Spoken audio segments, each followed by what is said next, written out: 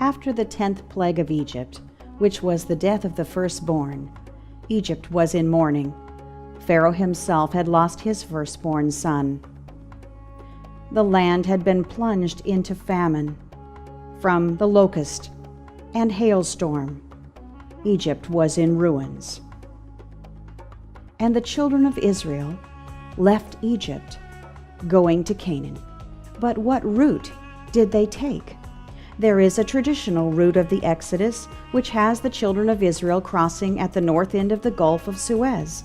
But this area cannot be the crossing site, as it does not match the biblical account. A shallow area of water could not drown all of the Egyptian army. And the Bible says the children of Israel were to leave Egypt before encountering the Red Sea. As this map shows, the Gulf of Suez was still within the borders of Egypt, so this could not have been the place where Israel crossed the Red Sea. After crossing the Red Sea, the Bible says Israel reached the mountain of God, or Mount Sinai. In the 4th century, Emperor Constantine's mother, a psychic, picked the traditional Mount Sinai, but there is no evidence to support this claim. The real Mount Sinai, today called Jabal al-Lawz, is in Midian. Midian is not in the area we call today the Sinai Peninsula. It is in Saudi Arabia, just as the Apostle Paul wrote. As you will see in our Mount Sinai theater show, there is a tremendous amount of evidence to show that Jabal al-Lawz is the real Mount Sinai. So, since Mount Sinai is in Arabia and the Red Sea was crossed after leaving the borders of Egypt, the children of Israel would have crossed at the northern end of the Gulf of Aqaba. This photo shows the Wadi Watir and beach at Nuweiba. A wadi is a canyon. This is the beach where the 2 million people of Israel gathered, waiting to cross the Red Sea.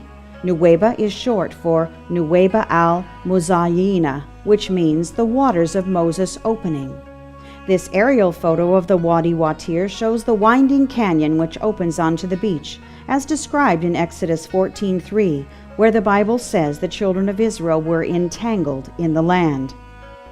We can be certain of this crossing point because 400 years after the Red Sea crossing, King Solomon erected 2 columns, one on either side of the Red Sea, marking the place where Israel had crossed. Solomon's giant granite columns have been weathered with time, but some Hebrew words can still clearly be seen. These words include Mitzrayim, which was the Hebrew name for Egypt, death, water, Pharaoh, Yahweh, which was the Hebrew name for God, and Solomon. Here we see the Red Sea as it looks from Nuweiba Beach. The land over the sea is Arabia. Here the terrified children of Israel stood, trapped, as the Egyptian army could be heard marching through the canyon behind them. But God had not forgotten his people. The Bible says that he moved the fiery cloud of his presence to block the canyon exit. The Egyptian army was trapped in the winding canyon while God parted the Red Sea and helped his people escape on dry land. All 2 million Israelites crossed the Red Sea with their flocks and herds. There is an underwater land bridge from Nuweiba Beach to the Arabian side. The water is about 108 feet deep at the bridge, but the sea is over 1,500 feet deep on either side of the land bridge. After the children of Israel were safely across, God lifted his fiery cloud which had blocked the Egyptian army in the canyon. Pharaoh's army chased Israel, trying to cross the Red Sea also, but God released the waves and the whole Egyptian army was drowned.